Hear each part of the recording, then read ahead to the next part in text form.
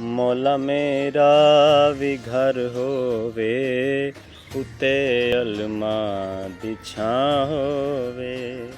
ਮੇਰੇ ਦਰਵਾਜ਼ੇ ਤੇ ਲਿਖਿਆ ਪੰਜਾਂ ਬਾਹਰਾਂ ਦਾ ਨਾਂ ਹੋਵੇ। ਮੌਲਾ ਮੇਰਾ ਵੀ ਘਰ ਹੋਵੇ, ਉੱਤੇ ਅਲਮਾ ਦੀ ਛਾਂ ਹੋਵੇ। ਮਿਲਾਦੇ ਮੁਸਤਫਾ ਮੌਲਾ ਮੈਂ ਆਪਣੇ ਘਰ ਕਰਾਉਣਾ ਏ।